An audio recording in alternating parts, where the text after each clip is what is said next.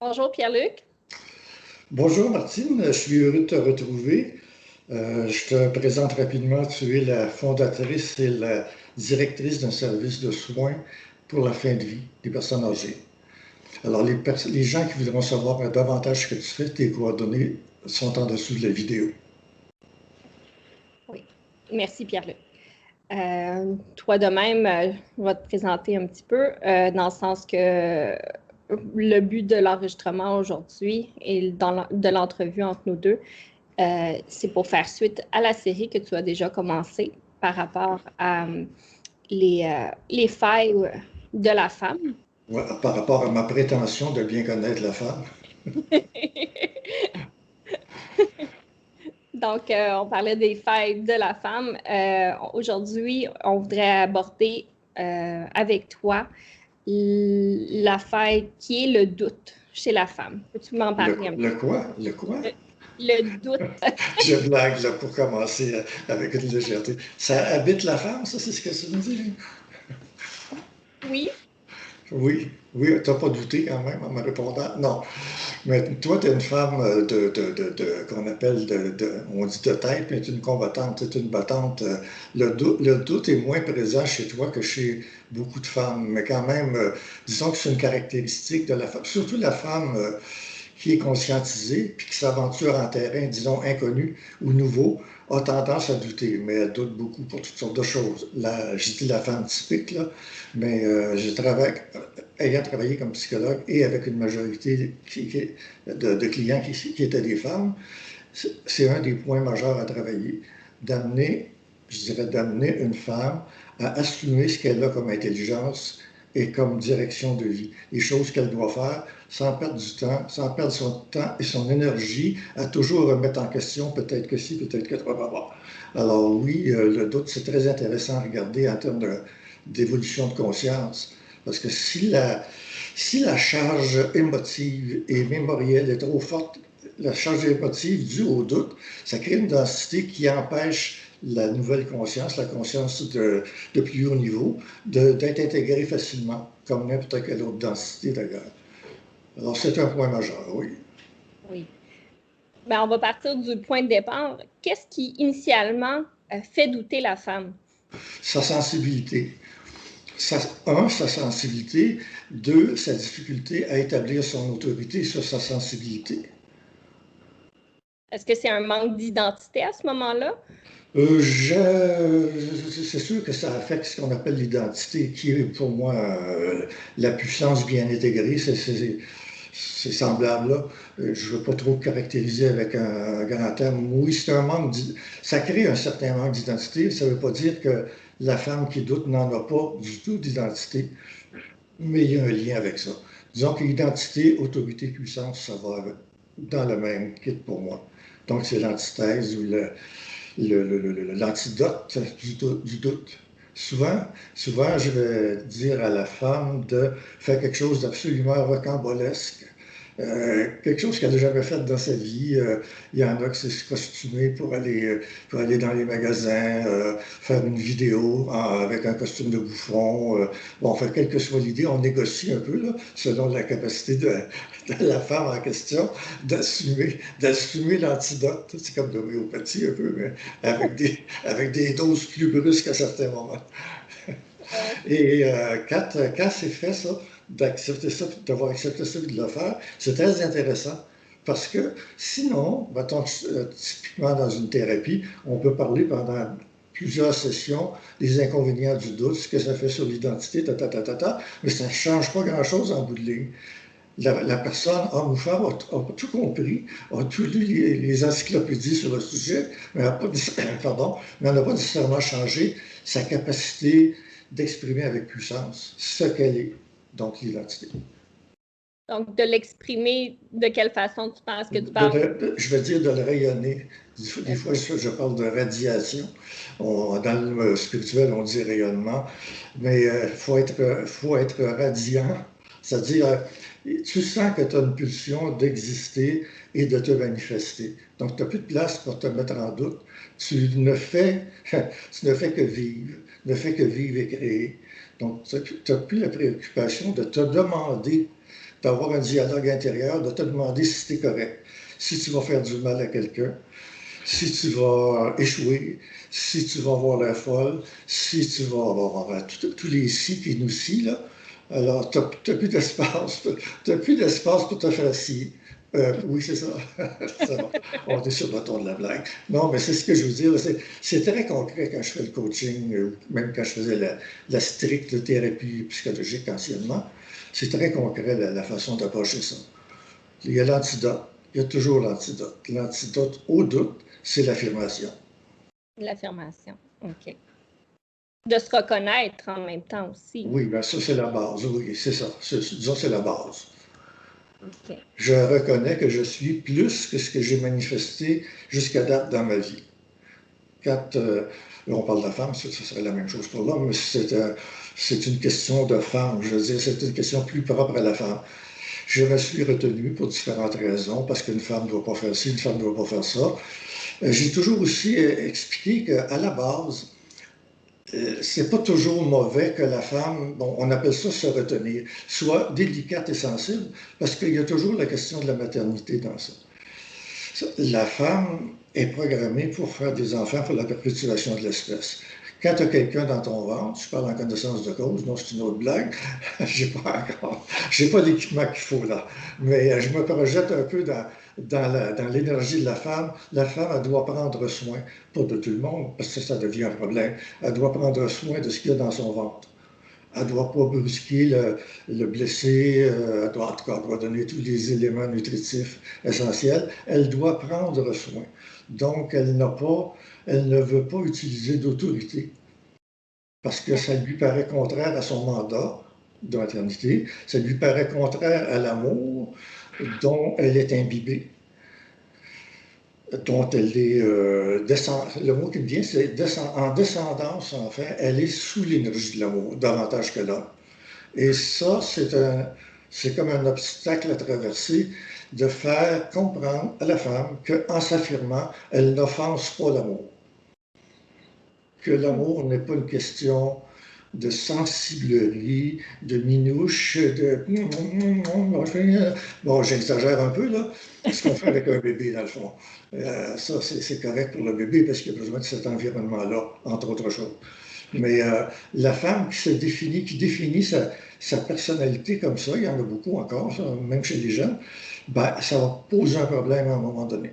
Parce qu'elle n'est pas capable de manifester autre chose que cet aspect-là de la vie d'une femme. Donc, elle va avoir tendance à coller à ses enfants, même plus vieux, ou à faire une dépression quand les enfants n'auront plus besoin d'elle, ou peut-être vont être à l'extérieur, à l'étranger. Bon, il y a toutes sortes de outputs possibles, mais elle ne s'est pas trouvée. Donc, elle fait la démarche, souvent, après le départ des enfants, elle fait la démarche de se trouver, de se reconnaître. Ça fait partie de la game. Mais même une fois que tu sais ce que tu aurais envie de faire ou ce que tu dois faire, tu n'es pas encore allumé en puissance pour décider de le faire. C'est les gros pas à faire, ça, pour des personnes. Oui, parce que le doute persiste malgré. Exact. Oui, le doute, là, c'est l'assassinat de la puissance de la femme. Je ne sais pas si c'est proche de dire l'assassination, mais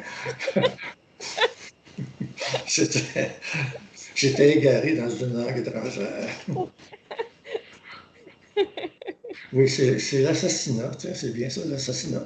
C'est l'assassinat de l'essence de la femme. De l'essence de la femme. Puis là, une fois que justement la femme commence à prendre action, comme tu l'as dit, qu'elle va accepter de faire les entrevues burlesques un petit peu, que tu l'as mis au défi, qu'est-ce qui se passe comme tel dans ce processus-là? Ben, elle connaît un autre univers, elle passe au-delà de sa personnalité, parce que la personnalité maternante, je l'appelle comme ça, c'est-à-dire même une fois que tu n'as plus besoin de materner, tu maternes encore, c'est une personnalité. S'il se développe une rigidification des attitudes, moi, je suis une femme aimante qui prend soin de tout le monde. J'essaie de... Bon, et je regarde là, ceux qui sont du signe du cancer, astrologiquement, ils ont une grosse tendance à ça. Mais je ne limiterai pas ça juste au signe du cancer, là, mais c'est souvent très prenant dans leur personnalité à ces femmes-là. Mais là, je parle pour la femme en général. Il y a une tendance, surtout pour les femmes, la femme nouvelle, la femme qui est destinée à monter plus haut que le spirituel. Et c'est souvent, maintenant, c'est ce type de femme-là qui me contacte. Ben, elle est obligée d'arrêter ces comportements-là qui sont très valorisés dans le milieu social et dans le milieu spirituel. Dans le milieu spirituel, on parle du cœur. Si tu essaies, c'est intéressant, si tu essaies d'amener une femme à fonctionner sans rejeter le cœur, à fonctionner à un autre niveau, là, on peut rencontrer beaucoup de résistance. Parce que la femme se définit, quand elle se définit beaucoup par le cœur. Et c'est pour ça que la spiritualité prend très bien avec la femme. Puis c'est important, d'accord? C'est important parce que le cœur, c'est la zone riche au moment où la femme est en maternité. Encore là, j'allais avec la maternation. On va dans l'invention des mots. Mais c'est la zone importante, les seins, le cœur et tout. Et c'est là, ben, c'est près de l'utérus, mais c'est là aussi qu'une fois que le bébé est né, qu'on le porte sur son cœur, parce que le bébé a besoin de cette énergie-là. Donc, c'est pas mauvais en partant. Mais quand tu as fini avec le bébé, ou si tu n'as pas de bébé, ou si tu n'en veux pas, et tu dois passer au niveau qu'on appelle pour le moment supramental. Bon. Donc, à ce moment-là, tu es obligé de, comment je dirais ça? Je veux dire une énormité encore. Tu es obligé de négliger l'énergie du cœur pour permettre à l'autre énergie de s'installer. Ça ne veut pas dire que tu perds ton cœur, mais tu t'aperçois que plus tu montes dans les vibrations mentales, du mental supérieur, moins tu as tendance à utiliser les autres centres. C'est ce qu'on appelle l'équilibre de l'énergie, parce qu'idéalement, il doit y avoir 7 centres. Et la façon de faire, c'est de faire vibrer le centre de la gorge en parlant. C'est en parlant de plus en plus intelligemment et en autorité. Et ça équilibre le haut, dont le mental et la zone... comment ça s'appelle ça, le troisième œil? Je vais prendre les termes. La clairvoyance. la clairvoyance, ou tout simplement la voyance. Et on s'aperçoit que ces centres-là s'équilibrent en parlant. Tu n'as pas autant besoin d'utiliser le cœur. Mais mettons que j'utilise pas beaucoup le cœur maintenant, même si je suis très sensible. Mais si, par exemple, mettons que je prends ta fille et je la mets sur mon cœur, elle va recevoir quelque chose, parce que là, c'est approprié. Je n'ai pas besoin de faire un discours, là. Je n'ai pas besoin de parler en autorité. C'est un geste généreux, affectif, qui fait du bien aux deux. Mais c'est ponctuel. Je ne me définirais pas par le cœur parce que je me limiterais dans l'altitude à prendre. OK. Je monterais à 1000 mètres au lieu d'aller à 2000 ou 3000 mètres. Ça fait beaucoup de mètres. Manque d'oxygène un peu, c'est ça? Oui, c'est ça.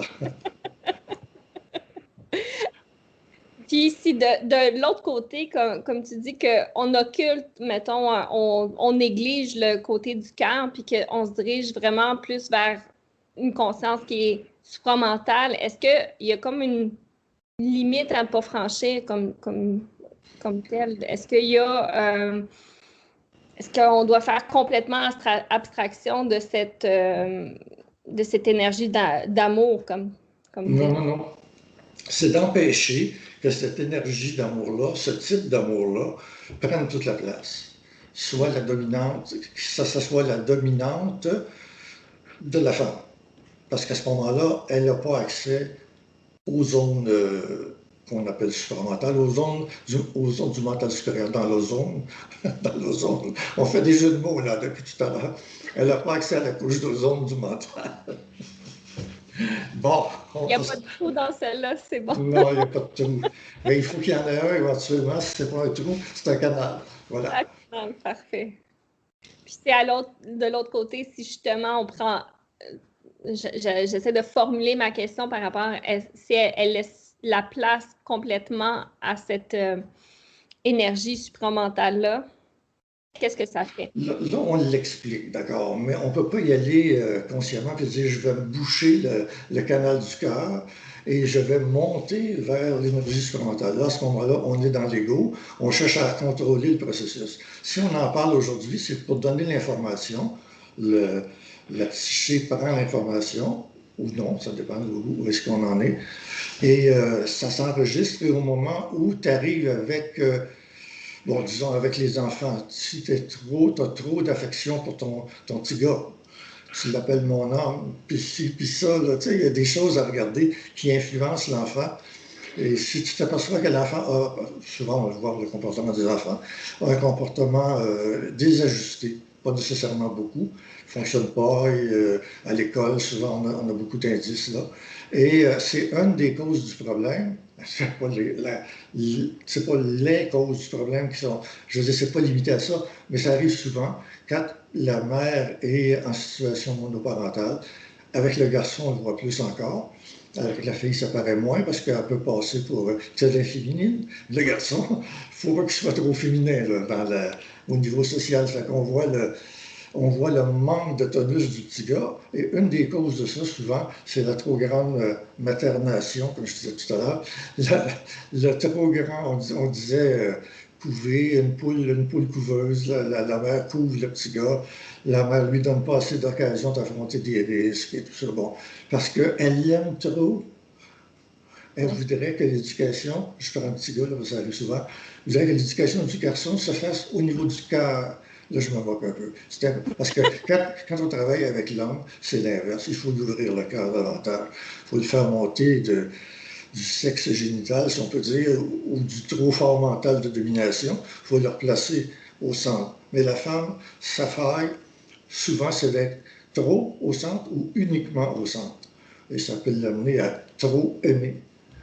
Trop aimer, trop aimer. On fait des liaisons comme on peut, là. Il y avait un livre un livre qui portait le titre de Ces femmes qui aiment trop. Ça me revient, là. Ça fait longtemps de ça. Bon.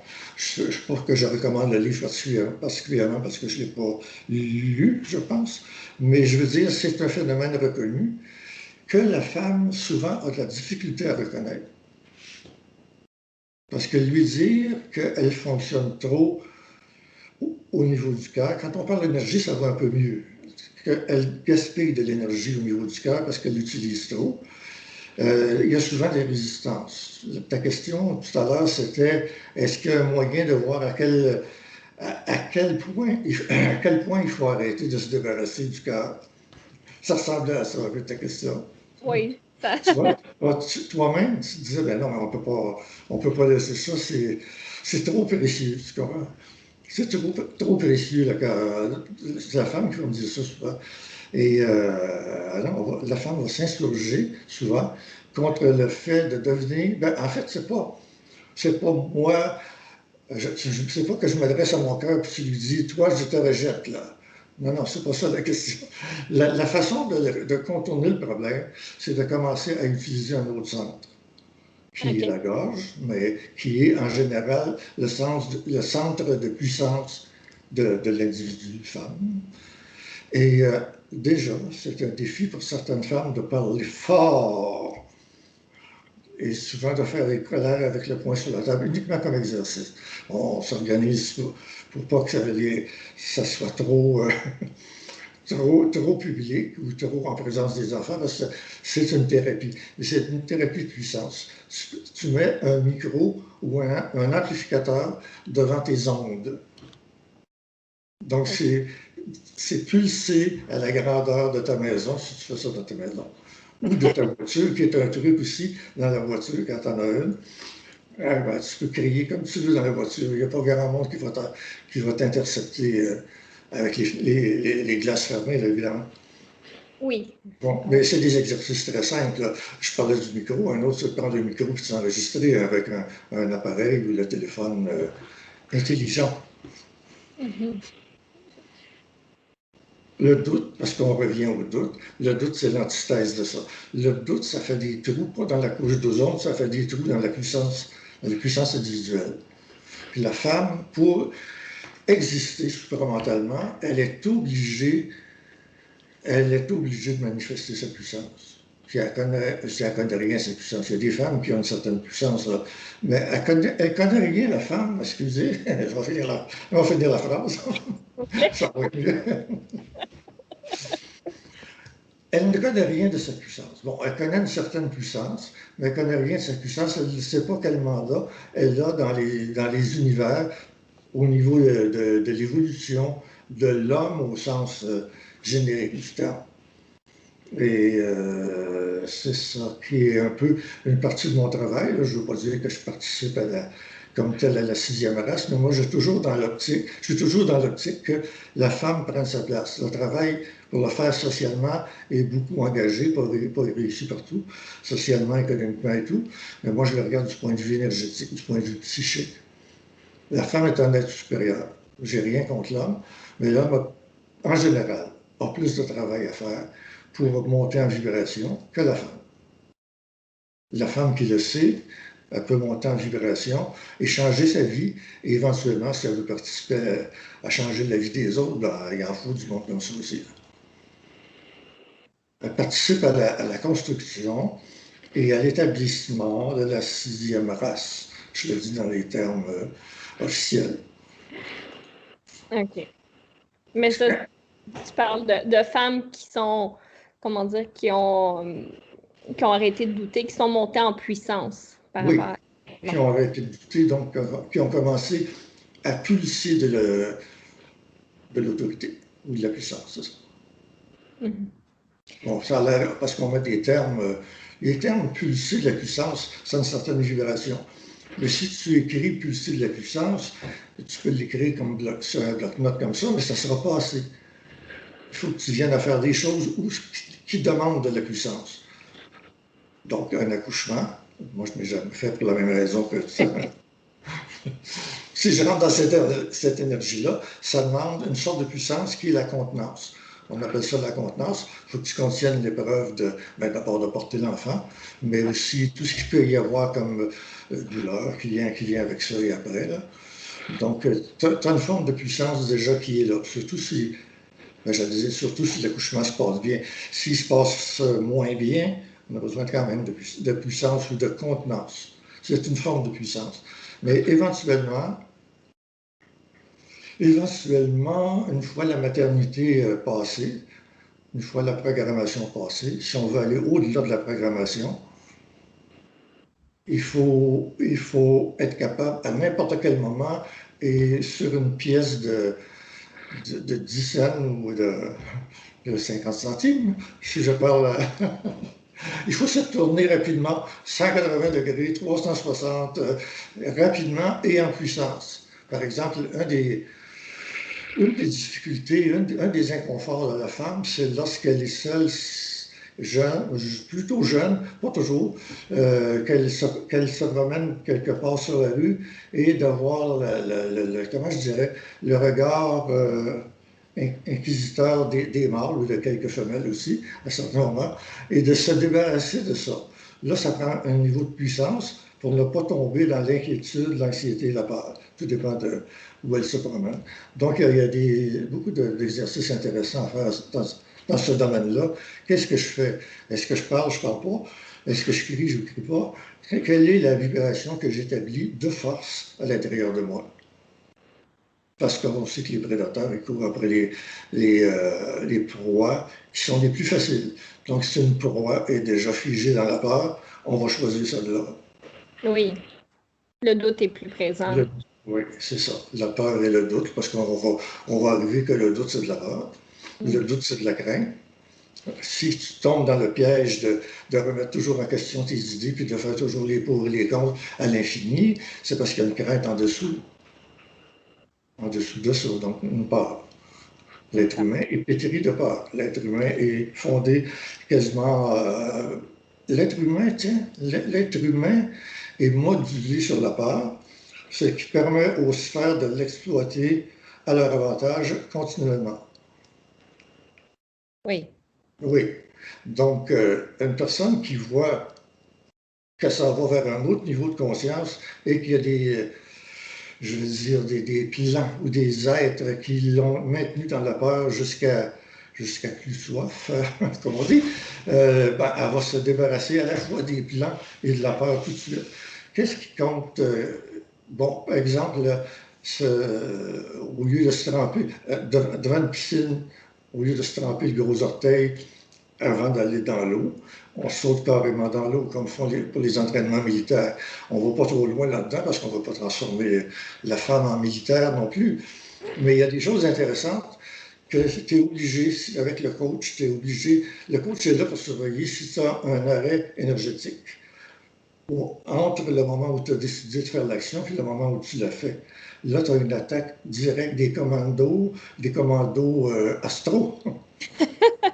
Tu ne verras pas apparaître une soucoupe volante, là, mais tu vas avoir une attaque de pensée, qu'on appelle le doute.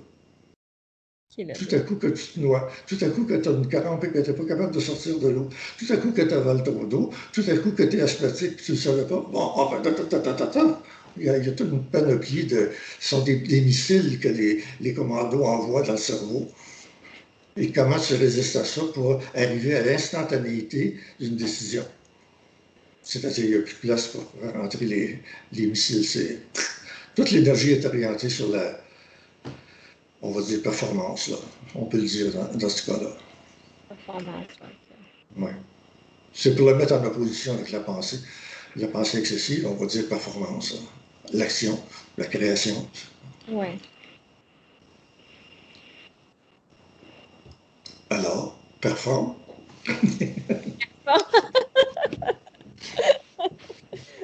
D'accord. Donc là, on a abordé le sujet du doute. Je crois que fait pas mal le tour de la question. Est-ce que tu avais d'autres choses à rajouter par rapport au doute qui est présent chez la femme, comme ça, qui est une de ces... Le doute, là, je le décris comme ça. Le doute, c'est une maladie. Je dis pour la femme, là, parce qu'on s'adresse à la femme. Et c'est sûr que ça s'adresse à certains hommes aussi. Ceux qui ne sont pas pris dans la domination et l'orgueil du mâle vont souvent être dans la psyché féminine. C'est une maladie, d'accord? Je le dis comme ça, je ne le dis pas en tant qu'ancien psychologue, puis je ne le mets pas au niveau clinique, c'est pour faire un impact, pour donner un impact. C'est un poison. D'accord? C'est un poison. Et une personne qui serait consciente aujourd'hui, elle va dire c'est fini pour moi le doute. Si j'ai besoin de me faire ausculter ou de me faire propulser, je vais prendre quelqu'un pour ça et je vais tout nettoyer mes points faibles au niveau du doute. OK. On m'a dit je vais guérir ma maladie. Je fais exprès pour dire maladie. Parce qu'une femme, ça ne paraît pas toujours à l'extérieur, une femme qui doute, elle va avoir l'air, elle n'a pas l'air malade, elle ne l'est pas nécessairement, elle est en voie d'être malade, c'est-à-dire peut-être physiquement au fil des années, parce qu'elle n'a pas suffisamment exprimé sa puissance. Le système immunitaire, il est conditionné et nourri par la puissance. Et le fait d'être, disons, dans une vibration de puissance supramentale, par exemple, je n'irai pas jusqu'à dire que ça va vous abriter des bactéries et des virus, mais j'ai une petite tendance à le voir comme ça, je n'ai pas de preuve scientifique. Mais quand votre système de pensée, quand votre système de cœur et de gorge et vos cellules sont en puissance, vous allez être protégé de beaucoup de choses. Mais là, je le regarde uniquement au niveau de pas uniquement, mais je la regarde beaucoup au niveau de la mission future de la femme dans la 6e race. Le doute est totalement éliminé. Sinon, vous ne passez pas le test. Supposez qu'il y a quelqu'un à l'entrée qui vous injecte un sollicitant du doute et puis que vous n'êtes pas capable de le neutraliser immédiatement, vous êtes reject. Oui, c'est ça, éliminé. Donc, éliminé. Pas de seconde volante pour vous. Pas de vaisseau spatial. Non, il n'y aura pas nécessairement des vaisseaux, là, mais quand même. Donc c'est ça. Monter en puissance et de prendre la place, que la femme prenne sa place au niveau d'énergie planétaire et de... disons au niveau de son énergie à elle, au niveau de son, tu as bien dit au début, de son identité. Quelque part, on sait ce qu'on doit faire. Hein? Oui. Et si on ne l'a pas directement, on peut y aller par la chose qu'on aime le plus faire et la chose qu'on fait le plus, je dis parfaitement, là, il ne faut pas tomber dans le perfectionnisme. quelle est la chose que vous faites parfaitement, quelle est la chose que vous savez que vous devez faire, puis quelle est la chose qui vous donne le plus de... Je l'élimine celle-là, parce qu'après être trompeuse, quelle est ce qui vous donne le plus de plaisir? La chose que vous savez le mieux faire et qui vous donne une joie en le faisant, vous êtes déjà plus proche de votre identité vibratoire. Vous êtes déjà plus proche de votre fréquence personnelle. Puis quand on parle de puissance, c'est d'exprimer ça, ainsi que le reste. Si vous avez à vous défendre dans des situations, par exemple, de domination par l'homme ou par certaines femmes, ben, vous avez la parole facile ou le silence facile, tout dépend de ce qu'il faut faire. Oui. Mais quand vous êtes, ce que je veux dire, c'est quand vous êtes dans votre puissance, vous avez tout. Ça ne vous empêche pas d'avoir des épreuves, mais vous avez tout ce qu'il vous faut. Vous êtes dans votre puissance, vous êtes dans vos moyens et vous vibrez ça continuellement. En fait, les gens vous voient, puis par exemple, les prédateurs ne s'attaqueront pas à vous parce que non, ils peuvent se faire transpercer verbalement ou même psychiquement, ceux qui ont des pouvoirs. Là, je ne suis pas là pour enseigner des pouvoirs. C'est pour ça que je parle de puissance plutôt que de pouvoir. Oui. La puissance, ça ne mène pas à l'exploitation des autres. Ça mène à l'équilibre de soi-même. Le pouvoir, ça mène à prendre sa puissance ou son énergie chez les autres par la prosternation que les autres font devant notre supposée puissance. Oui. Ça crée des gourous, là. C'est ça. Oui. Mais d'être en puissance, c'est justement de trouver cet équilibre à tous les centres d'énergie par rapport à... Oui, je le prends comme tu le dis. Oui, ça donne ça au final. Au final. Au final, parce que tu as développé des centres que tu n'avais pas développés avant. Donc, si on dit, parce que je me méfie des exercices spirituels rendus à un certain point. Là, il faut que j'équilibre, je vais faire, je ne peux pas me moquer de rituels ou de techniques psychospirituelles qui ont leur valeur à certains moments. Je parle toujours à des femmes qui montrent au-delà du spirituel. La femme a utilisé son pouvoir d'affirmation pour passer à un autre niveau. Je reviens un peu à ce que j'ai dit au début. Elle a accepté que le cœur ne prenne plus toute la place dans sa vie. Donc, elle a fini de se croiser les mains sur le cœur et tout, qui était bon avant. Elle a fini d'envoyer des petits mots d'amour. Des petits mots d'amour, c'est bon dans une certaine période ou avec les enfants. Mais elle a fini de faire fonctionner à outrance la zone du cœur. Elle accepte que la puissance de son esprit se manifeste. Et, ultimement, ça donne un équilibre des centres. Mais là, avec la 6e race, on est rendu à faire vibrer le niveau de la gorge. Je ne sais pas comment il s'appelle ce centre-là. Mais quand vous parlez, vous montez le ton. Et je ne crie pas, là. Non. Non. Je monte le ton. Et si j'ai à baisser le ton, je peux le faire. Parce qu'il y a une maîtrise sur la tonalité qu'on appelle. Il y a une maîtrise sur la puissance. C'est ça qui est recherché. C'est ça qui fait la femme du futur. Oui. Et c'est sur une fréquence qui élimine le doute à ce moment-là. Oui, voilà. Un antidote et un antidote.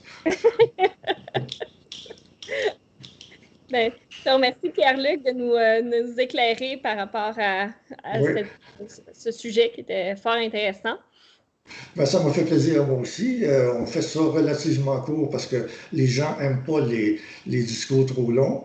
Je le sais là, par des feedbacks que j'ai eus, mais on reviendra sur le sujet, soit directement ou indirectement. Tout est relié. Et si la femme comprend que sa puissance n'est pas négociable, on pourra appeler ça se débarrasser du doute, se débarrasser de la culpabilité, se débarrasser des poisons, finalement, des poisons à l'existence. Merci. Au plaisir. Au plaisir.